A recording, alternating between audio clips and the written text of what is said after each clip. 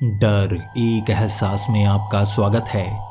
इस चैनल पर आपको सुनने को मिलती हैं डरावनी और सच्ची भूतिया कहानियाँ। अगर आपको ऐसी ही वीडियोस देखना पसंद है तो हमारे इस चैनल को सब्सक्राइब करना ना भूलें। तो अब बढ़ते हैं आज की कहानी की ओर।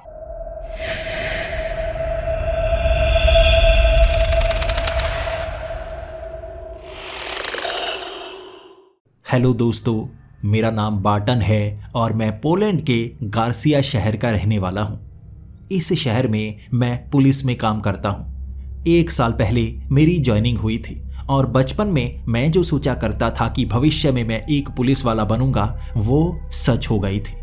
लेकिन जैसा मैं बचपन में सोचता था, मेरी माँ कहा करती थी असल में पुलिस की नौकरी वैसी नहीं होती। बचपन से ही मैं ये सोचा करता था कि पुलिस वाले देश की रक्षा करते हैं। वो ऐसे गुनहगारों को पकड़ते हैं जिन्हें कोई पकड़ नहीं सकता। देश से गुनाह को खत्म करने की कोशिश करते हैं पुलिस वाले, और ये काम काफ़ी आसान होता होगा। लेकिन जब मैंने ज्वाइनिंग की तो समझ में आया ये काम उतना आसान नहीं होता जितना सब लोग सोचते हैं। लोग इस तरह कहते हैं कि पुलिस वाले क्राइम को ख़त्म क्यों नहीं कर देते। अगर वो चाहें तो 1 मिनट में क्राइम को ख़त्म किया जा सकता है। लेकिन सच्चाई ये नहीं है। हम गुनहगार को पकड़ें कैसे जब सबूत ही हमारे हाथ में ना हो। और कुछ गुनहगार इतने चालाक होते हैं, सबूत छोड़ते ही नहीं।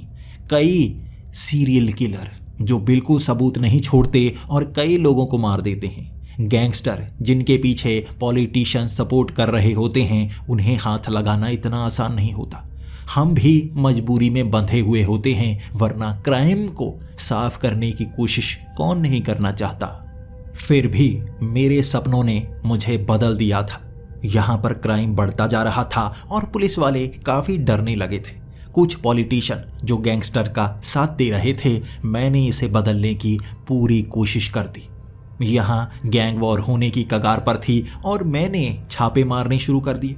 ऐसे नाइट क्लब्स जहां पर नशे बेचे जाते थे, मैं कई लोगों को पकड़ चुका था और पॉलिटिशियंस मुझ पर दबाव बना रहे थे कि मैं उन्हें छोड़ूं। और मैंने ऐसे सबूत इकट्ठे कर दिए जिससे उन पॉलिटिशियन तक हाथ पहुंच सकते थे कानून के, और वो घबराना शुरू हो गए। लेकिन क्राइम को ख़त्म करते करते आप दुश्मनों की संख्या बढ़ाने लग जाती हैं। मेरे बहुत ऐसे दुश्मन हैं जो इस शहर में मुझे मारने की कोशिश करना चाहते हैं, लेकिन मैं पुलिस में हूँ इसीलिए बचा रहता हूँ। मेरी गाड़ी जब भी उनके घरों के पास से निकलती है, वो गैंगस्टर इस निगाह से देखते हैं कि कभी न कभी मुझे पुलिस से निकाल दिया जाएगा और उस दिन वो मुझे मौत के घाट उतार देंगे और मुझे बचाने वाला कोई नहीं आएगा। लेकिन मैं अपने सपनों की ज़िंदगी जीना चाहता हूँ, ईमानदारी से काम करना चाहता हूँ। वो जो भी गुनहगार हो, चाहे वो अमीर हो, गरीब हो, तगड़ा हो, कमज़ोर हो, मैं उसे जेल की सलाखों के पीछे पहुँचा कर ही दम लूँगा। लेकिन इन कोशिशों ने मुझे बदलाव की ओर ले जाना शुरू कर दिया था। शहर में बच्चे गायब होना शुरू हो गए और मेरी निगाह बार बार उन गैंगस्टर पर थी। मैं उन गैंगस्टर से पूछताछ करता। इसके बाद छोटे मोटे क्राइम करने वाले, मैं उनसे पूछताछ करने लगा। लेकिन जो शक की सुई थी वो घूम कर पहुंच रही थी बूगीमैन की तरफ। बूगीमैन, पूरे यूरोप में कहानियां सुनाई जाती हैं बच्चों को डराने के लिए। अगर वो अच्छा काम नहीं करेंगे तो बूगीमैन आ जाएगा। अगर वो घर से बाहर निकलेंगे, बूगीमैन आ जाएगा।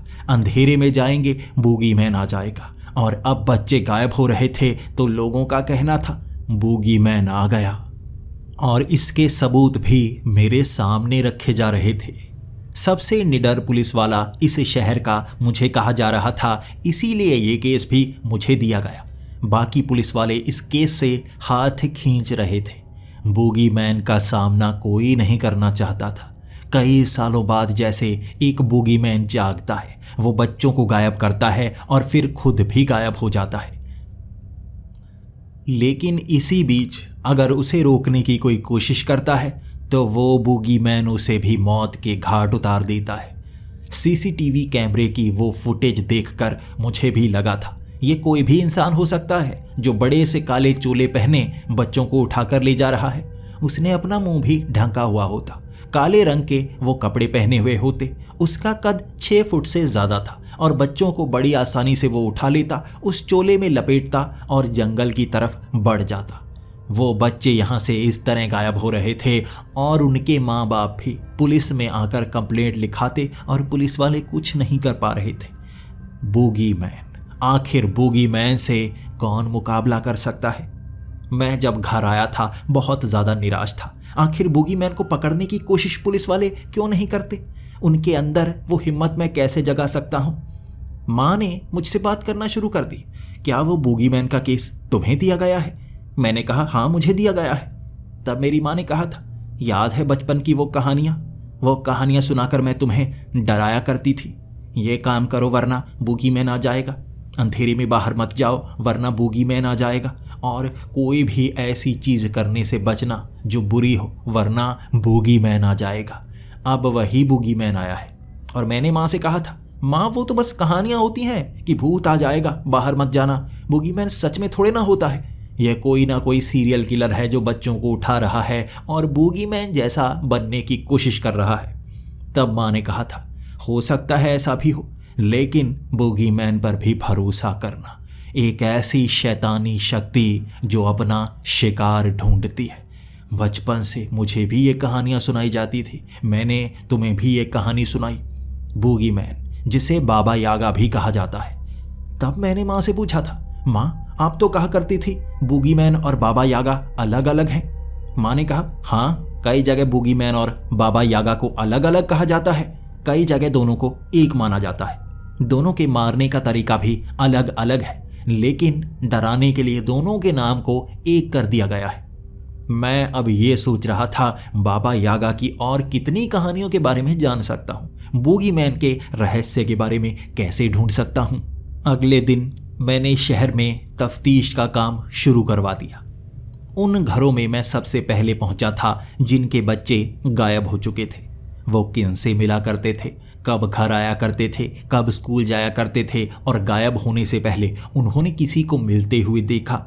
हर किसी की अलग अलग बात थी, लेकिन कोई भी एक ऐसा इंसान नहीं था जो इन सब बच्चों से मिला हो। शक की सुई अलग अलग जगह घूम कर जा रही थी। कभी तो स्कूल टीचर पर शक जा रहा था, तो कभी किसी बैंक मैनेजर पर शक जा रहा था। कई यहाँ पर ऐसे इंसान थे जो बच्चों को बुरी नज़र से देखा करते थे और उनके माँ बाप को हमेशा शक रहता था कहीं वो बच्चों को उठा ना ले, और कई कंप्लेंट भी कर चुके थे। अब उन लोगों से सख्ती से बात करनी थी जिनके खिलाफ कंप्लेंट की गई थी। वो स्कूल टीचर, जैसे ही मैं स्कूल में पहुंचा था वो टीचर बच्चों को पढ़ा रहा था। एक खिड़की के पास मैं स्कूल के अंदर झांकना शुरू हो गया और वो टीचर सच में बच्चों के साथ ऐसे बात कर रहा था जैसे सब उसके बच्चे हों। वो गलत तरीके से उनको हाथ लगाने की कोशिश भी कर रहा था। और तभी स्कूल में जाकर मैंने उससे सीधे शब्दों में कहा था, अगर मुझे तुम्हारे खिलाफ एक भी सबूत मिला, मेरा यकीन करो जेल तक पहुंचने नहीं दूंगा, पहले मरवा दूंगा। और उसका गला सूख गया था मेरी आंखें देखकर। ज़रा भी घबराहट नहीं थी।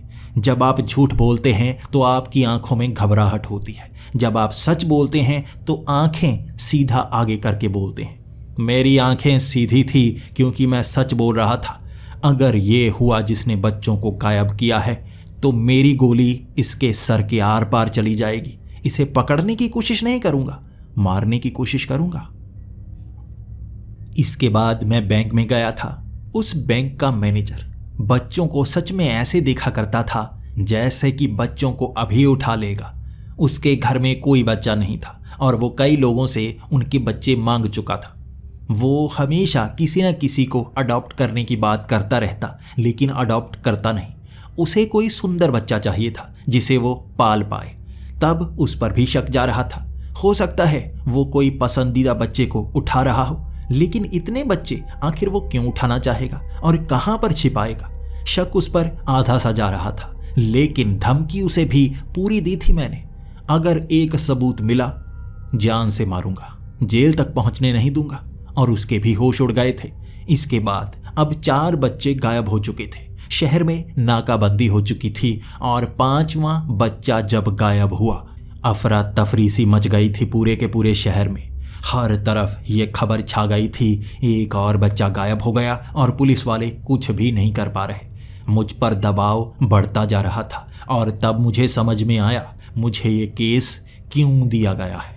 कोई है जो बच्चों को गायब कर रहा है और मुझे इस केस में डाला गया है ताकि ये केस सुलझाया ही ना जा सके और मुझे नौकरी से निकाला जा सके। कई पॉलिटिशियंस मुझे नौकरी से निकालना चाहते थे और अगर मैं नौकरी से निकाला जाता तो उनके हत्थे चढ़ जाता और तब वो मेरे साथ कुछ ना कुछ बुरा करते। अब इस केस को सुलझाना ही है। ये मेरे लिए एक तरह से पर्सनल केस बन गया है। जो 5वां बच्चा गायब हुआ था वो जंगल के बीच से गायब हुआ था।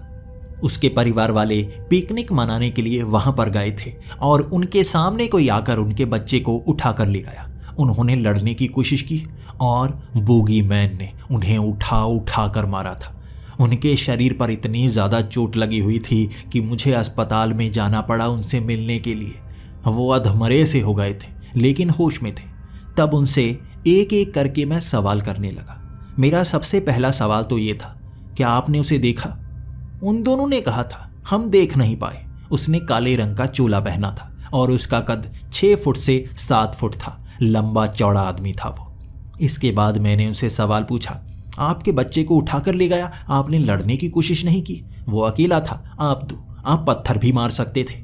तब उन्होंने कहा, उन्होंने पत्थर भी मारा था, लोहे की रॉड भी मारी थी, लेकिन उसके शरीर पर किया गया हमला जैसे उसको असर ही नहीं कर रहा था। एक हाथ से उसने बच्चे को उठा लिया था। उस पर जो भी लाठी डंडों की बारिश की जाती वो बस कदम आगे बढ़ाता रहता। उसके बाद उसने पलटकर जब पीछे देखा था तब हमने उसकी टांगें पकड़ ली थी, लेकिन उसका वजन ज़्यादा था, हम दोनों को घसीटने लगा था। अंत में उसने हमें उठा उठा कर पेड़ों पर मारा था। वो इतना शक्तिशाली था, कोई इंसान इतना शक्तिशाली नहीं हो सकता। वो बूगी मैन ही था और तब हम समझ गए बूगी मैन के हाथों से बच्चों को बचाया नहीं जा सकता। हम तब अधमरे से हो गए थे। हम मरने तक अपने बच्चे को बचाना चाहते थे, लेकिन शरीर की सारी शक्ति खत्म हो गई, जख्म से भर गए थे हम। और ये सुनकर एक माँ बाप की लाचारी देख रहा था मैं। कोशिश की थी उन्होंने, लेकिन वो था ही इतना ताकतवर। तब मुझे भी शक होने लगा था, कहीं ये कहानियाँ सच्ची तो नहीं, कहीं ये बूगीमैन सच्चा तो नहीं। वो किंवदंतियाँ जो पूरे यूरोप में सुनाई जाती हैं बच्चों को डराने के लिए, कहीं किसी समय की वो सच्ची घटनाएं तो नहीं। और अब इस केस को नए तरीके से देखना शुरू कर दिया था मैंने। मुझे लगा किताबों को पढ़ना होगा। शहर की सबसे पुरानी लाइब्रेरी, उसमें पुराने से पुराने आर्टिकल्स थे और मैंने बूगीमैन से जुड़ी सारी किताबें अपने सामने रख ली। सारे आर्टिकल्स, इतिहास में हुई सारी घटनाओं की जानकारी मेरे सामने थी और एक एक करके मैं पढ़ना शुरू हो गया। 30 साल पहले भी बूगीमैन का हमला हुआ था। 12 बच्चों को उठाकर ले गया था बूगीमैन, जिनकी लाशें बहुत बाद में मिली थी। 12 साल बाद उनके कंकाल मिले थे और तब पता चला था उन्हें जलाकर मारा गया था। इससे पहले 50 साल पहले पूरे यूरोप में 15 जगह ऐसी घटनाएं हुई थी। ऐसे बूगीमैन समय समय पर निकलते हैं और गायब हो जाते हैं। कहा जा रहा था कि बूगीमैन में एक ऐसी शक्ति है कि वो मरे हुए हैं और बस शिकार के लिए निकलते हैं। उन्हें मारा नहीं जा सकता, उनके शरीर पर जख्म दिए नहीं जा सकते। वो फौलाद की तरह हैं और उनके अंगों को काटा तक नहीं जा सकता। इसीलिए जो भी उनके सामने आता है वो उसे नुकसान पहुंचाते हैं और जिसका वो शिकार करना चाहते हैं वो जिंदा नहीं बच सकता। इसके बाद मैंने बूगीमैन की और किताबें पढ़ना शुरू कर दी। सिर्फ यूरोप में ही नहीं, पूरी दुनिया में बूगीमैन की कई घटनाएं हो चुकी थी। कई जगह बूगीमैन का नाम अलग, कई जगह उसे ही बाबा यागा कहा जाता था। लेकिन बाबा यागा की कुछ अलग अच्छी कहानियां भी बताई गई थी। अगर बाबा यागा अच्छा है तो वो बूगीमैन बनकर इस तरह लोगों को क्यों मारता है? इसकी सच्चाई जानने की कोशिश भी मैंने की, लेकिन पुरानी किताबों में कई पन्ने फटे हुए थे। उसमें लिखे हुए शब्दों को मैं जान नहीं पा रहा था।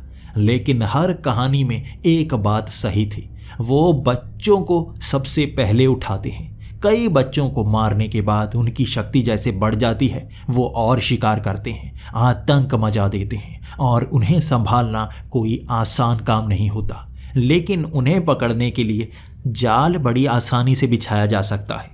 एक बच्चा जिसे जंगल के बिल्कुल बीचों बीच खड़ा कर दिया जाए, उसका शिकार करने के लिए बूगी मैन ज़रूर आता है और वहाँ कई जगह उसका शिकार भी किया गया था।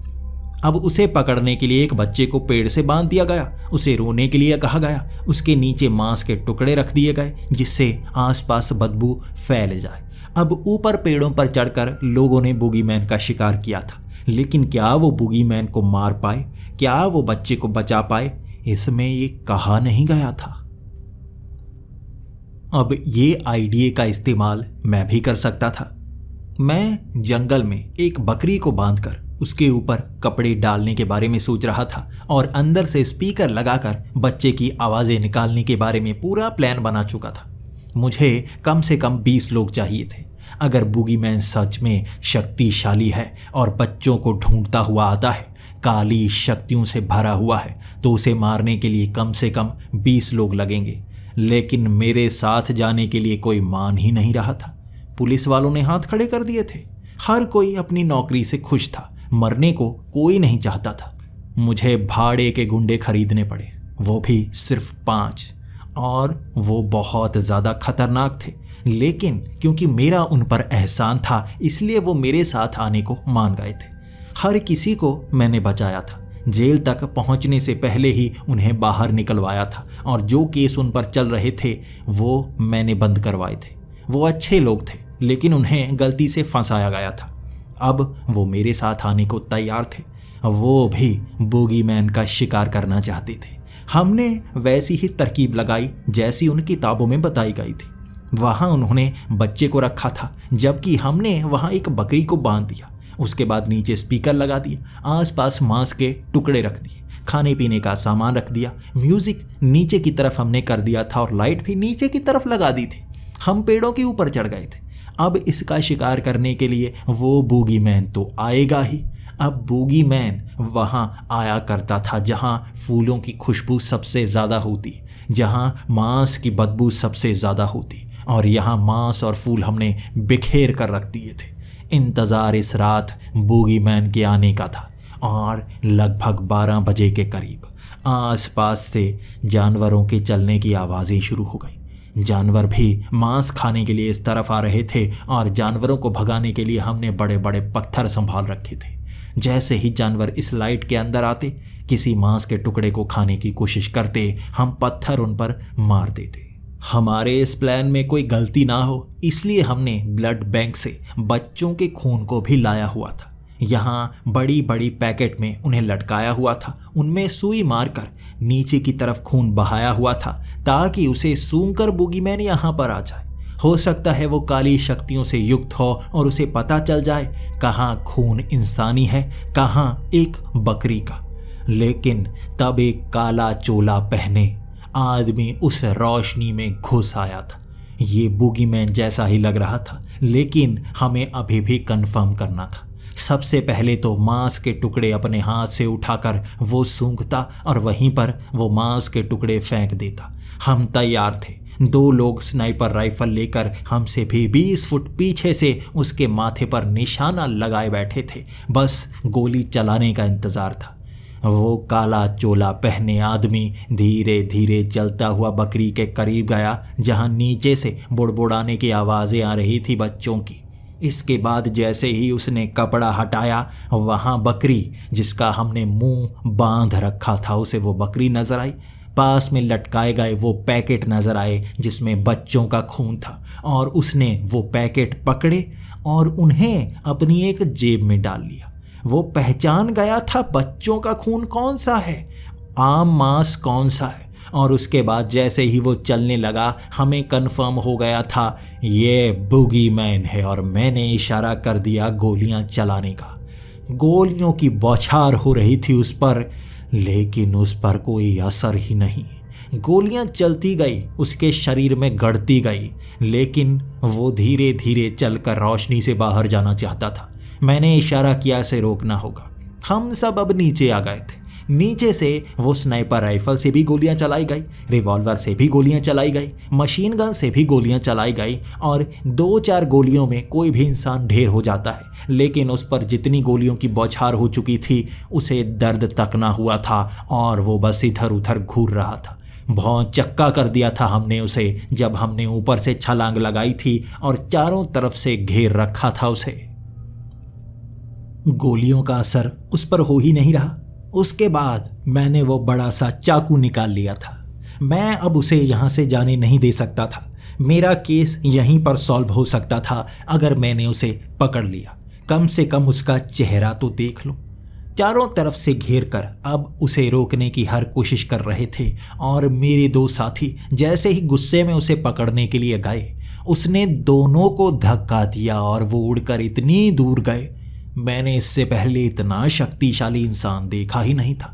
वो पेड़ों से जाकर टकराए थे और अब हम 3 यहाँ पर खड़े थे। वो दोनों तो जख्मी हो चुके थे। इतना जोरदार मुक्का खाने के बाद दोनों बेहोश और अब हम 3 थे। मेरे हाथ में चाकू और मैंने बड़ी तेजी से वो बड़ा सा चाकू घुमाया जिससे उसके कपड़ों को फाड़ने लगा। वो भी मुक्का घुमाता, लेकिन मुझे मार्शल आर्ट्स आता है। मैं बार बार नीचे की तरफ बच जाता, लेकिन वो चाकू का नुकसान भी उसे हो नहीं रहा था। मैं उसके सर से वो कपड़ा उतारना चाहता था। मैंने अपने दोनों साथियों को इशारा किया ताकि वो इसे पकड़ पाएं। वो भी इधर उधर घूमते हुए झपट्टा मारकर इसे पकड़ चुके थे और बाजू भी पीछे की तरफ किए और मैंने इसके सर पर छलांग लगाई और ऊपर से वो कपड़ा हटा दिया। यह कोई इंसान नहीं था, शरीर के हिस्सों से बना हुआ कोई मुर्दा। उसकी आंख एक बड़ी एक छोटी, एक तरफ मांस का रंग अलग, एक तरफ मांस का रंग अलग, बीच में लगे हुए वो टांके। उसके वो जो होंठ थे वो किसी बच्चे के लग रहे थे। नाक किसी बूढ़े का था, किसी बूढ़े के बड़े बड़े कान। उसकी जो गाल थी वो किसी लड़की की लग रही थी, उसमें डिंपल थे।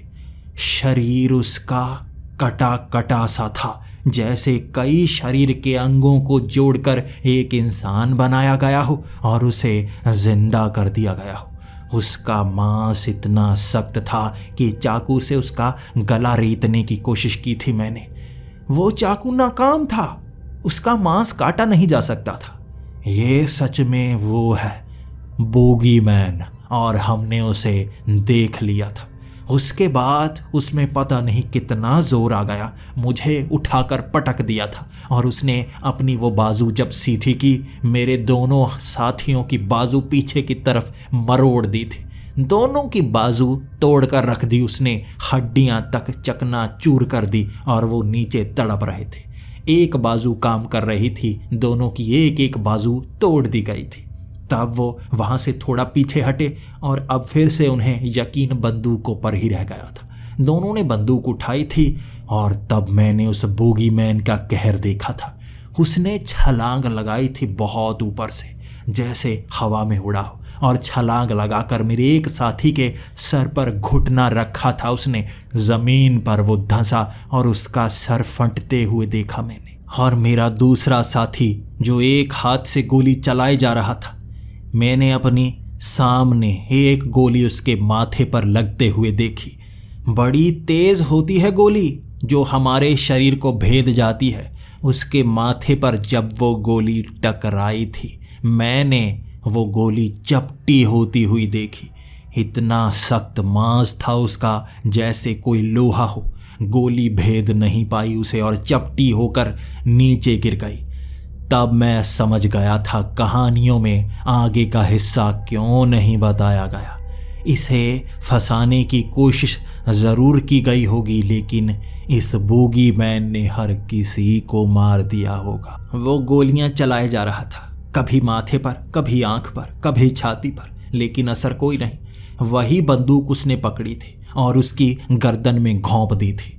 उल्टी बंदूक गर्दन में घोंपती हुई देखी थी मैंने, जिससे उसके गर्दन के जैसे 2 फाड़ हो गए थे। बीच में छेद जिसमें फंसी हुई वो बंदूक और तड़पता हुआ वो जो बंदूक तक बाहर नहीं निकाल सकता था।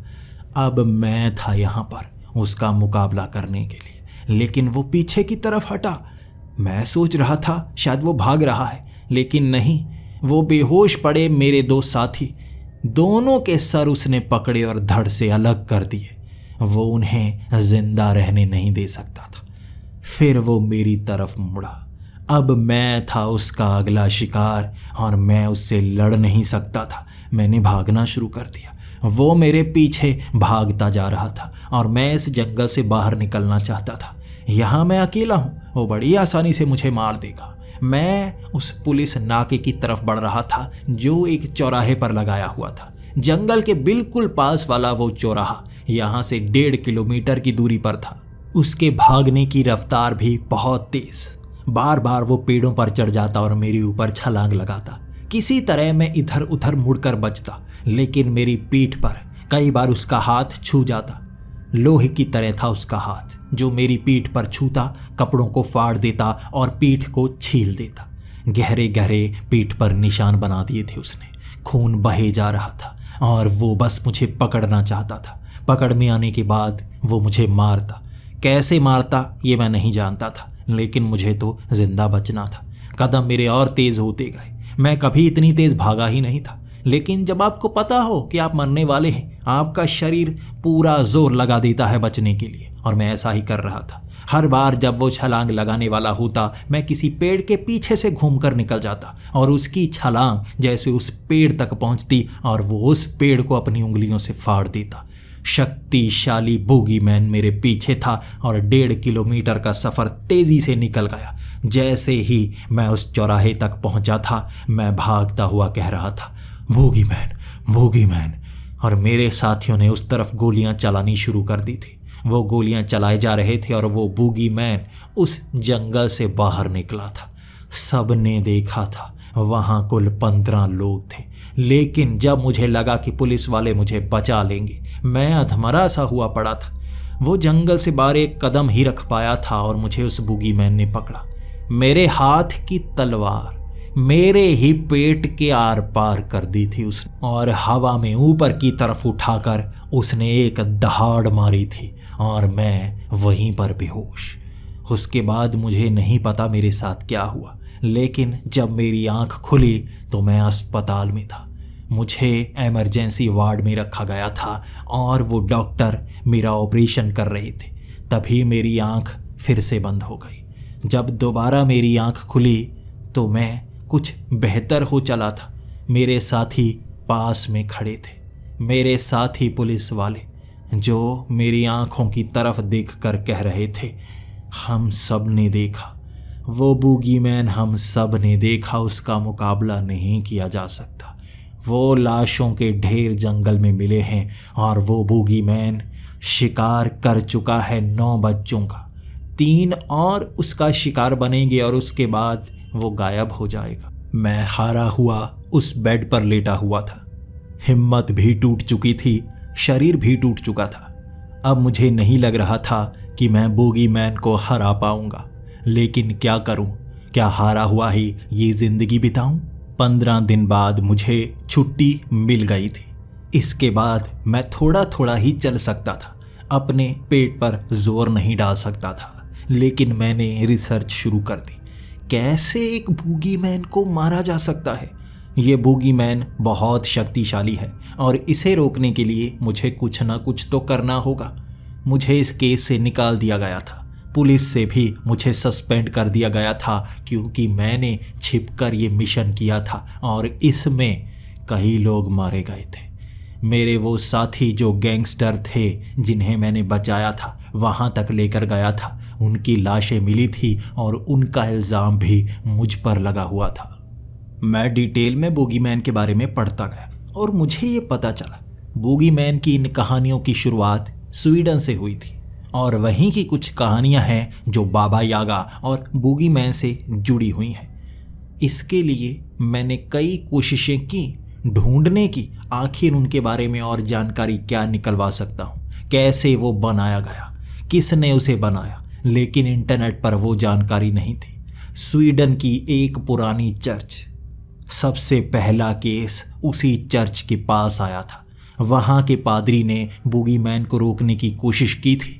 उस पादरी ने एक्सोर्सिज्म करने की कोशिश की थी, लेकिन बूगीमैन ने उस पादरी को बीच में फाड़ दिया था। लेकिन उस चर्च में कुछ ना कुछ तो मिल ही सकता है। मैं सीधा स्वीडन की तरफ निकल पड़ा था। ये 4 घंटे की फ्लाइट थी और स्वीडन में जाकर मैं ढूंढने लगा आखिर अब क्या पता लगा सकता हूँ। वहाँ उस चर्च में जब मैं पहुँचा, ये पुरानी चर्च थी। अब यहाँ पर आसपास के शहर के लोग ही आया करते थे। इसे कोई मशहूर चर्च नहीं माना जा रहा था, लेकिन लगभग 1100 साल पुरानी चर्च मशहूर तो होनी चाहिए। इसकी कई कहानियां बताई गई थी। यहाँ किसी ज़माने में कई भूत प्रेत, कई राक्षस रहा करते थे, जिन्हें मारने के लिए यहाँ के पादरी नए नए तरीके ढूंढ रहे थे। जब वो बुगीमैन किसी से मारा नहीं गया था, उसकी जानकारी को गुप्त कर दिया गया था। अब मुझे यहाँ से क्या जानने को मिल सकता है? मैंने इस चर्च के पादरी से बात की और चर्च का पादरी पहले तो मुझे कुछ बताना नहीं चाहता था। जब मैंने अपनी जानकारी दी, उन घटनाओं के आर्टिकल दिखाए, न्यूज़पेपर की कटिंग्स दिखाई और कहा बुगीमैन जिंदा हो गया है। कई जगह बुगीमैन देखे जाते हैं, लेकिन अब बुगीमैन बच्चों का शिकार कर रहा है और मुझे बुगीमैन को रोकना है। तब उस चर्च के पादरी ने मुझे उस चर्च में बनी हुई लाइब्रेरी दिखाई। वो एक पीछे वाली दीवार थी।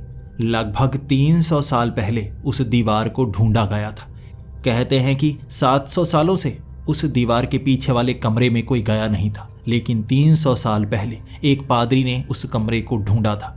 तब वहाँ पर पुरानी किताबों के बारे में जानकारी दी गई थी।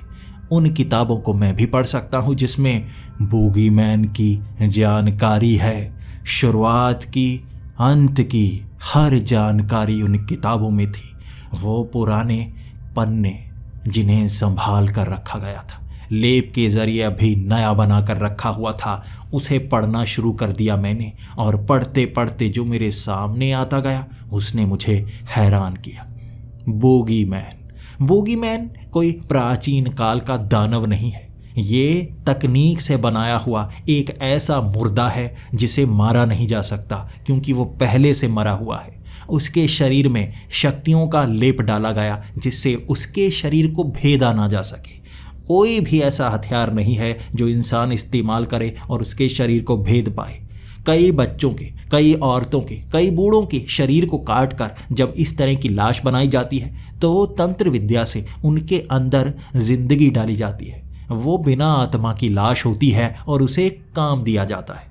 वो काम कोई भी हो सकता है। लोगों को मारना, बच्चों को मारना, तबाही मचाना, आतंक मचाना। जो बूगीमैन को काम दिया जाए वो बूगीमैन पूरा करता है और उसे रोकने वाला कोई नहीं होता। इसीलिए उसकी कहानियां सुनाई जाती हैं कि रात को बाहर नहीं निकलना है, वरना बूगीमैन आ जाएगा। और जो बूगीमैन बनाता है वो बूगीमैन अंत में उसे भी मारता है और फिर से धरती के आगोश में चला जाता है। समय समय पर फिर से वो जागता है जब कोई काली शक्तियों का इस्तेमाल करता है और उससे काम करवाता है। मैं उस किताब में पढ़ता गया। उसकी शक्तियों की व्याख्या की गई थी। वो कितना खतरनाक है इसकी व्याख्या की गई थी। कई पादरी जो उसे रोकना चाहते थे लेकिन रोक ना पाए, ये भी बताया गया था। एक भी चीज़ नहीं थी कि कैसे उसे मारना है, कैसे मैं और बच्चों को बचाऊं। मैं हारा हुआ महसूस कर रहा था। ऐसी शैतानी शक्ति जो भगवान की शक्ति पर भी हावी हो जाती है। उस किताब में मैं पढ़ता गया, लेकिन एक नज़र बार बार एक शब्द पर गड़ रही थी, बाबा यागा। बूगीमैन अलग चीज़ है, बाबा यागा अलग चीज़ है। जब मैंने दूसरी किताबें पढ़ी तो उसमें मुझे साफ हो गया, बाबा यागा कुछ और है और बूगीमैन कुछ और है। दोनों अलग अलग हैं। और बाबा यागा के बारे में जब मैं पढ़ना शुरू हो गया तो मैं जानता गया, बाबा यागा एक बड़े से मर्तबान में दिखाया जाता है और उसकी शक्तियाँ उस मर्तबान के ज़रिए उसके शरीर में पहुँची होती हैं। वो बूगीमैन से भी ज़्यादा शक्तिशाली होता है। उसके शरीर में भी मुर्दे की शक्ति होती है और उसके शरीर को काटा जा सकता है, लेकिन एक बूगीमैन का मुकाबला बाबा यागा कर सकता है। जैसे जैसे मैं किताब को पढ़ता गया मैं जानता गया, इंसानों को मारने के लिए, ताकतवर लोगों को मारने के लिए, राजाओं को मारने के लिए बूगीमैन को भेजा जाता है और बूगीमैन को मारने के लिए बाबा यागा को भेजा जाता है। बाबा यागा बुरा भी हो सकता है, बाबा यागा अच्छा भी हो सकता है। किसकी आत्मा बाबा यागा बनी है ये उस पर निर्भर करता है। अब इस बूगीमैन को हराने के लिए भी मुझे मदद लेनी होगी बाबा यागा की। अगर किसी ने बूगीमैन को जिंदा किया है तो मैं बाबा यागा को जिंदा करूंगा। इस चर्च से 30 किलोमीटर की दूरी पर पुराना किला, वो पुराना खंडहर जो 500 साल पुराना है, वहां से कई बार बाबा यागा निकलता था जो बूगीमैन का शिकार करता था। उसके सामने बड़ी बड़ी सेना भी हार जाती थी क्योंकि वो इंसानी शरीर जैसा होता था। उस पर तलवारों का असर होता था लेकिन उसकी शक्ति बहुत बड़ी थी। वो बूगीमैन का शिकार करता था और बाबा यागा को पता है बूगीमैन को कैसे मारा जा सकता। अब उस किले की तरफ बढ़ चला था मैं ये तक नहीं जानता था क्या ये बाबा यागा भी बूगीमैन ही तो नहीं, कहीं ये भी उठ ना जाए और लोगों का शिकार करना ना शुरू कर दे। मैं बस आंखें मूंदे हुए बढ़ रहा था ताकि उस बूगीमैन को रोक पाऊं। मैं ये तक नहीं जानता था क्या बाबा यागा के जागने के बाद नई कयामत तो नहीं शुरू हो जाएगी। उस खंडहर में पहुंचना इतना मुश्किल था। वो एक खाई के बिल्कुल नीचे बना हुआ था। आखिर ऐसी जगह कोई किला क्यों बनाना चाहेगा जहां ऊपर से कोई भी हमला कर सकता है। बड़ी आसानी से उस किले की हर चीज़ देखी जा सकती है। मुझे इस सवाल का जवाब देने वाला कोई नहीं था, लेकिन उस खंडहर के बिल्कुल बीच में पहुंचना बहुत मुश्किल। उस किताब में एक नक्शा बना हुआ था जो उस किले के बीच जाने का था और बाबा यागा की उस कब्र तक जाने के लिए मुझे बहुत मुश्किल रास्ता चुनना पड़ा। पानी के बीच से वो किले के अंदर एक दलदल बनी हुई थी। उस दलदल में रस्सी के सहारे आगे बढ़ना था, जैसे चारों तरफ से पानी ने उस किले को घेर रखा हो। भयानक से भयानक जानवर थे, मछलियां थी जो इंसानों को मार सकती थी। किले के अंदरूनी हिस्से में पहुंचना इतना मुश्किल कि मुझे 6 घंटे लग गए। अब मैं समझ पाया, ऊपर से कोई इस किले को देख तो सकता है लेकिन अंदर जाना बहुत मुश्किल भरा था। ये तो खंडहर है, जिस जमाने में ये किला हुआ करता था कोई इंसान अंदर तक नहीं पहुंच पाता होगा। खंडहर टूट गए थे, वो दलदल नीचे की तरफ धंसी पड़ी थी। पत्थर दलदल में थे जिन पर पैर रखकर मैं अंदर तक पहुंच पाया था। आसान हुआ था 6 घंटे पहुंचने में। और मैं उस ताबूत के सामने, बाबा यागा का ताबूत, वो भयानक शक्ति जो बूगीमैन तक को मार सकती है, उस ताबूत के सामने खड़ा होकर उस किताब को लिए मैं ये पढ़ रहा था। आखिर बाबा यागा को कैसे जिंदा करूं? उसकी लाश को बाहर निकालूंगा, क्या वो जिंदा हो जाएगा? कोई मंत्र पढ़ने पड़ेंगे। जैसे उस कब्र के ऊपर का पत्थर हटाया था, वो कब्र खाली थी, उसमें कुछ नहीं था। मैं किताबों को खंगालने लगा। ऐसा कैसे हो सकता है? बाबा यागा यहाँ पर नहीं है। आखिर बाबा यागा कहाँ है? लेकिन खाली कब्र देखकर निराशा की कोई सीमा नहीं रही थी। शायद वो बुरा दौर निकल नहीं पाएगा, लेकिन उस पत्थर के पीछे उकेर कर बनाए गए शब्द पढ़े जा सकते थे। उसमें लिखा हुआ था, लेट जाओ इसमें, कर दो कुर्बान, तुम्हें मिलेगा वो जिसकी तुम्हें ज़रूरत है, मनोकामना पूरी होगी। इसका क्या अर्थ? क्या होगा इसमें लेटने के बाद? कहीं मैं मारा तो नहीं जाऊंगा? कहीं वो शक्ति मुझे मारकर जिंदा तो नहीं होगी? कहीं मुझे कुर्बानी तो नहीं देनी होगी? अगर मैं ही कुर्बान हो गया तो वो बाबा यागा क्या करेगा? वो मेरा काम करेगा या खुद तबाही मचाना शुरू कर देगा? सवाल बहुत थे, जवाब देने वाला कोई नहीं। तो मैंने सोचा अब मेरे पास रास्ता क्या बचा है। मेरा शरीर पहले ही बहुत ज़्यादा नुकसान में है। अगर आज मैं बाबा यागा को उठा नहीं पाया तो उस बूगीमैन को रोकने का कोई रास्ता नहीं है। उस बूगीमैन को ज़रूर किसी न किसी गैंगस्टर ने जगाया होगा और वो लोगों का शिकार करवा रहा होगा। अब अगर मैं उस शहर में गया भी तो मेरा शिकार तो वो गैंगस्टर खुद ही कर देंगे। मैं क्या करूं? उस कब्र में लेट गया था मैं। बदबू आ रही थी, लेकिन उन शब्दों को बार बार पढ़ रहा था कि मुझे वहाँ लेटना होगा।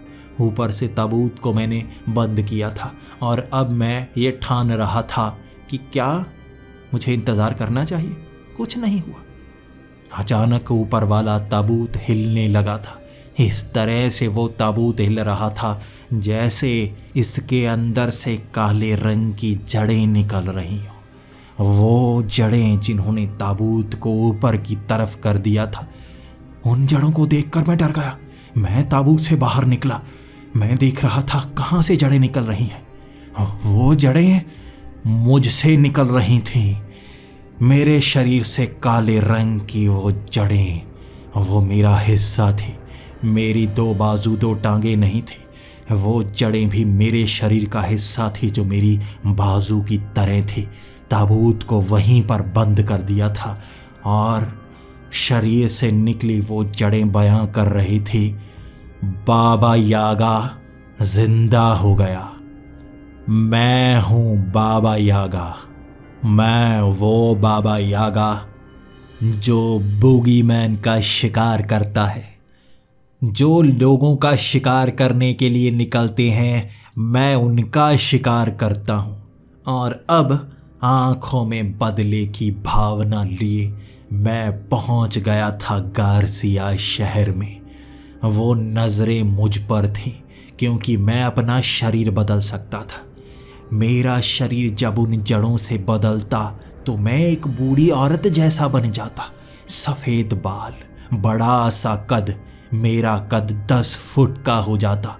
मेरे पास एक छोटा सा बर्तन था, वैसा ही बर्तन जैसा बाबा यागा के नीचे दिखाया जाता है। उसे झोले में डाल मैं हमेशा अपने पास रखता। और यहाँ वो क्रिमिनल, वो गैंगस्टर, जब मैं पुलिस स्टेशन जा रहा था, उनकी नज़रें थी मुझ पर। मौका मिले तो वो मुझे भूनना चाहते थे। कहीं अकेले में मिला तो वो मुझे मार देंगे, लेकिन मेरा शिकार तो कोई और था। मुझे पहले वो काम करना था, फिर देखूंगा इनको क्या कर सकता हूँ। मैं अब सीधा पहुँचने वाला था जंगल में, और जंगल में मैं उसे दोबारा बुलाने वाला था। मुझ पर केस चल रहा था कि मैंने उन गैंगस्टर को क्यों मरवाया।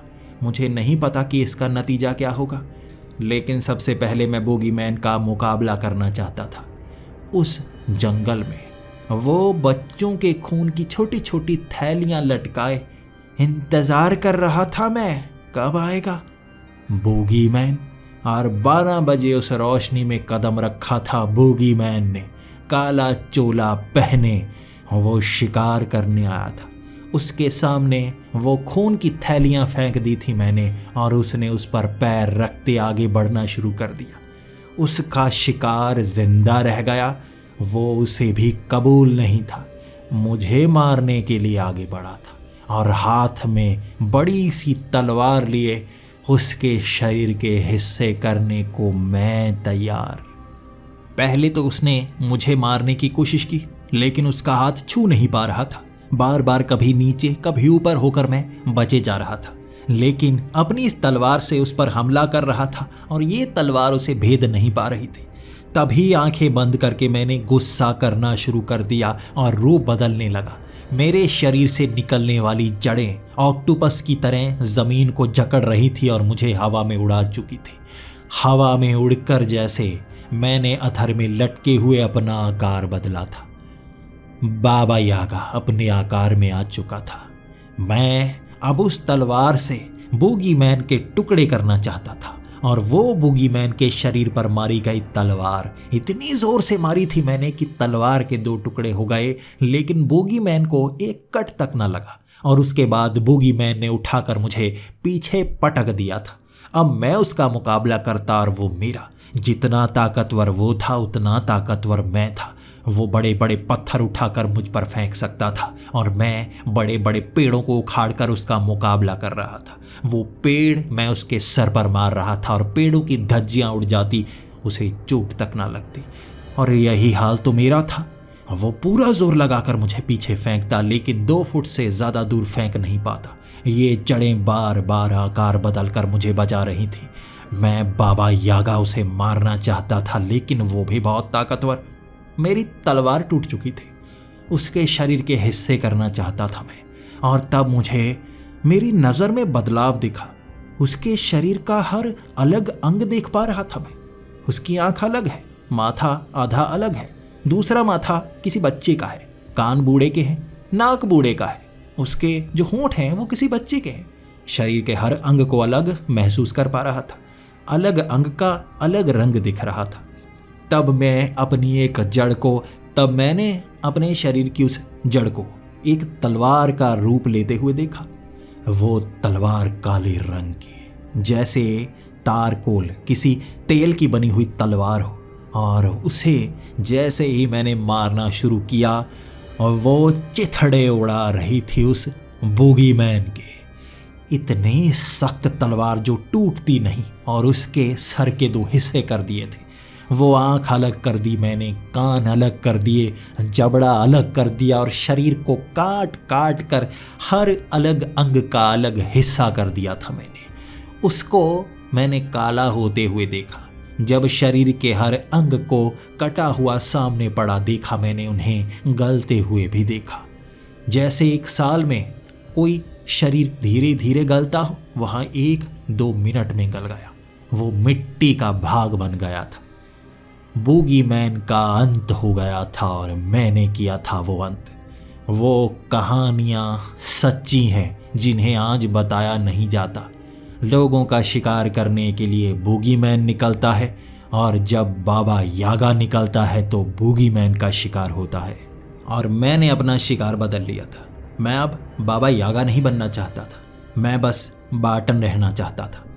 अब उस पुलिस स्टेशन में मुझे बताया गया, वो केस खारिज कर दिया गया। मुझ पर इल्ज़ाम नहीं लगाए जा सकते, ये तो बूगीमैन का काम है। और मैंने भी कह दिया, अब वो बूगीमैन दोबारा नहीं आने वाला। और मुझे दृश्य दिख रहे थे जिसके मैंने हिस्से किए थे इस तलवार से। ये तलवार जब उससे छुई, मुझे दृश्य दिख रहे थे उसके दिमाग के। उसने क्या क्या किया, उन बच्चों को कहाँ से उठाया और कहाँ पर रखा। एक पहाड़ी के अंदर जब हम पुलिस लेकर वहाँ पर पहुँचे थे, 9 के 9 बच्चों को बचाया जा चुका था। कुछ भूखे थे, कुछ आसपास की चीज़ें खाकर जिंदा थे, और 12 बच्चे होने के बाद वो उन्हें काट कर एक और बूगीमैन का शरीर बनाने वाला था। लेकिन मैंने सबको बचा लिया था। वो पुलिस वाले पूछ रहे थे आखिर बूगीमैन का क्या हुआ, और मैंने वो कहानी बताई। तुम्हें पता है, बाबा यागा आया था। उन्होंने कहा, बाबा यागा, एक और बूगीमैन? मैंने कहा, नहीं, बाबा यागा बूगीमैन नहीं है। बाबा यागा वो है जो बूगीमैन का शिकार करता है। वहाँ दहशत का माहौल था और लोग बाबा यागा से डर रहे थे। लेकिन पुलिस में अभी भी मुझे भर्ती नहीं किया गया था। उस शाम जब मैं घर आ रहा था तो मेरी उस अंधेरी गली में कई लोग थे, घेर कर खड़े थे मुझे। गाड़ियाँ लगा दी गई थी, गाड़ियाँ ऐसे लगाई गई कोई बाहर से अंदर ना आ सके। एक चौराहे पर घेर डाला था उन गैंगस्टर्स ने और मुझे मारने की कोशिश थी। वो बड़ा गैंगस्टर जो मेरी आंखों में देखकर कह रहा था, सज़ा तो मिलेगी तुम्हें, तुम्हें तड़पा कर मारा जाएगा। पहले तुम्हारे नाखून अलग किए जाएंगे, फिर तुम्हारी आंखें निकाली जाएंगी। जब तुम देख नहीं पा रहे होगे तो तुम्हें दर्द दिया जाएगा, फिर अंत में मारा जाएगा। उठा लो इसे जल्दी से। और मुझे वो उठाने की कोशिश कर रहे थे। मैं एक दीवार फांद चुका था, दीवार फांद कर भागना नहीं चाहता था मैं। बाबा यागा शिकार करता है। वहाँ 25 लोग थे और 25 लोग को कैसे मारा मैंने। ये जड़ें भयानक हैं, वो आकार भयानक है।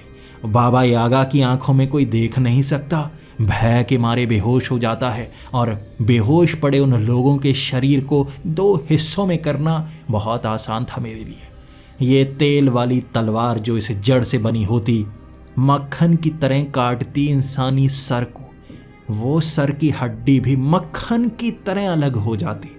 25 लोगों के शरीर के हिस्से कर दिए थे मैंने।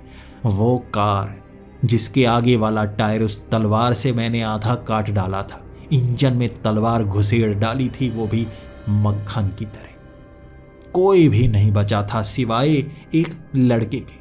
उस लड़के के शरीर पर टैटू नहीं थे, नया नया उस गैंग को ज्वाइन किया था उसने, और सिर्फ उसे छोड़ा था मैंने। थर थर कांप रहा, रो रहा, वो पैंट में मूत चुका था।